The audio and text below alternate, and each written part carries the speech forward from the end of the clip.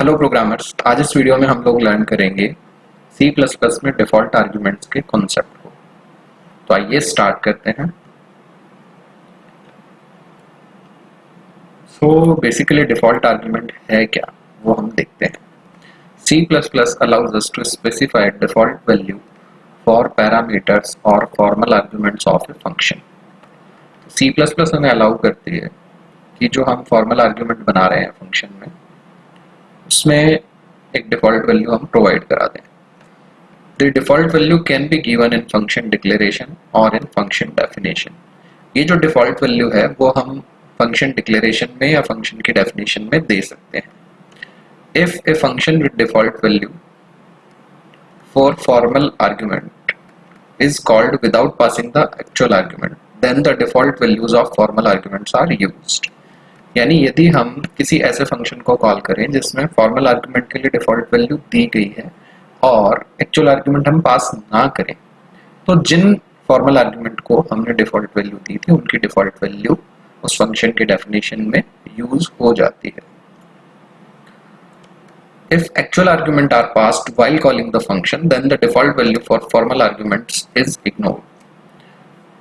So दूसरा case ये हो सकता है कि अगर हमने उस फंक्शन को कॉल करते समय पर एक्चुअल आर्गुमेंट पास कर दिए जिसमें हमने फॉर्मल आर्गुमेंट के लिए डिफ़ॉल्ट वैल्यू दी थी, तो उस केस में जो डिफ़ॉल्ट वैल्यू दी थी वो ओवरराइड हो जाएगी, या ये कह सकते हैं काम में नहीं आएगी। उसकी बजाय जो एक्चुअल वैल्यू हमने पास करी है वो वैल्यू हमारे काम में आ जाएगी। Consider the following example. आइए एग्जाम्पल देखते हैं। एक फंक्शन हमने बनाया जो इंटीजर वैल्यू रिटर्न नहीं करवा रहे हैं, इससे हम इसका टाइप रख रहे हैं void, जो कुछ भी रिटर्न नहीं कर रहा है, एंड फंक्शन का नाम है सम। ये तीन आर्ग्यूमेंट ले रहा है या तीन पैरामीटर ले रहा है या तीन फॉर्मल आर्ग्यूमेंट है इसमें, a, b और c। अब देखिए हमने a को वैल्यू क्या प्रोवाइड कराई 10, b को 20 एंड c को 30। जब इस तरह से हम फंक्शन को बनाते समय वैल्यू असाइन करते हैं किसमें, हमारे फॉर्मल आर्ग्यूमेंट में, तो इसको हम बोलते हैं डिफॉल्ट पैरामीटर या डिफॉल्ट आर्ग्यूमेंट या डिफॉल्ट वैल्यू ऑफ आर्ग्यूमेंट। ठीक है ना। यानी इसका मतलब हो गया, अगर हम सम को कॉल करते समय a, b और c के लिए वैल्यूज प्रोवाइड नहीं करेंगे तो उनकी डिफॉल्ट वैल्यू 10, 20 एंड 30 काम में आ जाएगी।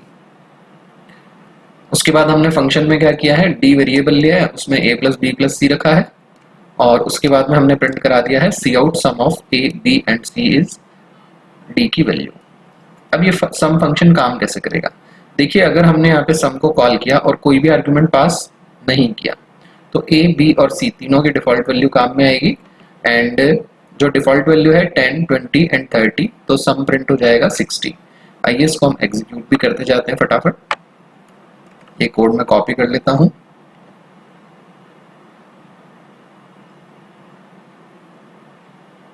डेवलपर C++ हमने स्टार्ट किया। सबसे पहले IO स्ट्रीम हेडर को इंक्लूड करा लेते हैं, क्योंकि हमें पता है सारी फंक्शनैलिटी इसी हेडर में है। देन हमने नेम स्पेस std जो है उसको यूज किया है प्रोग्राम में, फंक्शन को हमने पेस्ट कर दिया। नाउ मेन फंक्शन बनाया। मेन फंक्शन को हम ड्राइवर कोड भी कहते हैं क्योंकि यहीं से प्रोग्राम हमेशा रन होता है। नाउ मैंने सम कॉल किया एंड कोई भी आर्गुमेंट पास नहीं किया, तो क्या होगा, a, b और c तीनों की डिफॉल्ट वैल्यू काम में आ जाएगी। इसको हम सेव कर देते हैं, एग्जीक्यूट में गए, कंपाइल, देन रन।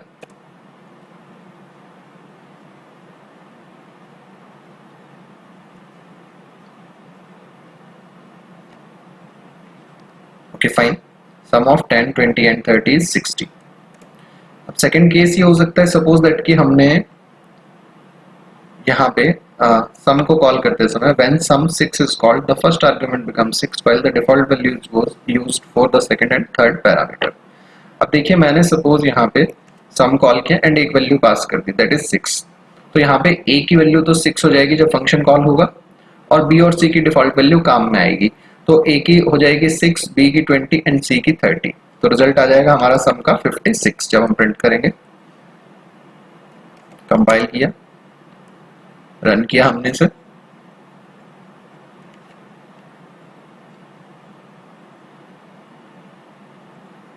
नाउ ये आ गया रिजल्ट हमारे पास। सम of 6, 20 and 30 is 56।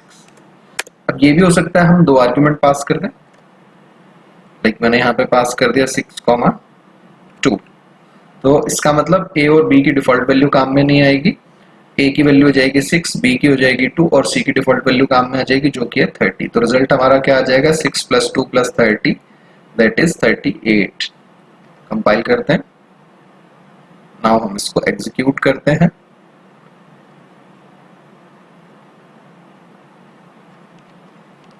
Okay, so this is result.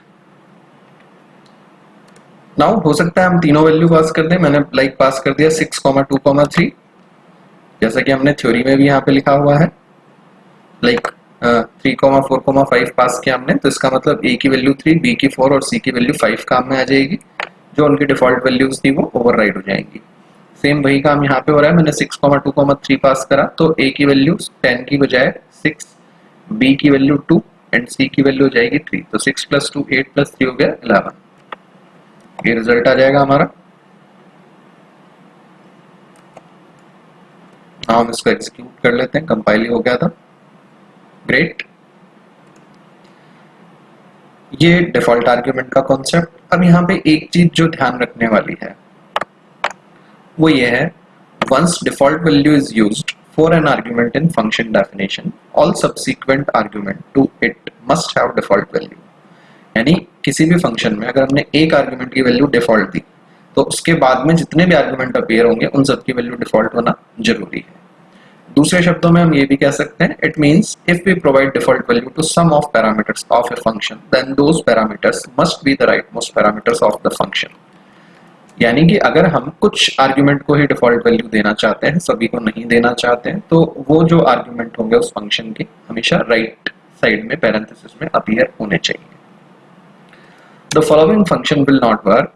It will raise error because here a have default value while b does not have default value. जैसे कि देखिए ये जो sum function है, यहाँ सपोज हम दो पैरामीटर्स को ही डिफॉल्ट वैल्यू देना चाहते हैं, तो हमें b और c को ही डिफॉल्ट बनाना होगा। अगर हमने a और b को बनाया सपोज दैट, तो c जो है वो इस रूल को वायलेट करेगा कि एक बार जिस पैरामीटर को आपने डिफॉल्ट दे दी उसके बाद में नॉन डिफॉल्ट वाला नहीं आना चाहिए। या हमने a और c को दे दी तो भी ये एरर है, क्योंकि a के बाद में a डिफॉल्ट आर्ग्यूमेंट है, इसके बाद में डिफॉल्ट ही आना चाहिए, जबकि b में डिफॉल्ट वैल्यू नहीं है। तो इसको मैं करके भी दिखा देता हूँ। सपोज दैट हमने b की डिफॉल्ट वैल्यू हटा दी, इसका मतलब है कि कम से कम एक वैल्यू तो हमें पास करनी ही पड़ेगी। लेकिन अब मैं जैसे इसको कंपाइल करूंगा ये एरर रेज करेगा। क्या कह रहा है, default argument missing for parameter 2 of void sum int, int। ठीक है ना, तो ये एरर है। अगर आपको आप सोचेंगे सर b को दे देते हैं एंड c को नहीं देते, तब भी एरर है, क्योंकि b एक डिफॉल्ट आर्ग्यूमेंट है, तो इसके बाद में जो राइट साइड में अपीयर हो रहे हैं वो सारे डिफॉल्ट ही होने चाहिए, लेकिन नहीं है अभी, तो ये एरर है। तो सही तरीका क्या है, अगर हमको किन्हीं दो को बनाना हो यहाँ पे, तो b और c को हम डिफॉल्ट वैल्यू दे सकते हैं। Now see, compile, execute. एक वैल्यू हमने पास करी थी वो काम आ जाएगी, बाकी और b और c जो है उनको हमने जो डिफॉल्ट वैल्यू दी है वो डिफॉल्ट वैल्यू 20 एंड 30 काम में आ रही है। ठीक है गाइस, सो गाइस ये था हमारे पास C++ में डिफॉल्ट आर्ग्यूमेंट का कॉन्सेप्ट। होप सो आप लोगों को ये कॉन्सेप्ट समझ में आया होगा। अगर कोई डाउट रह जाता है तो आप इस वीडियो पर कमेंट करके मुझसे अपने डाउट को क्लियर कर सकते हैं। Thanks for watching this video guys, thanks a lot.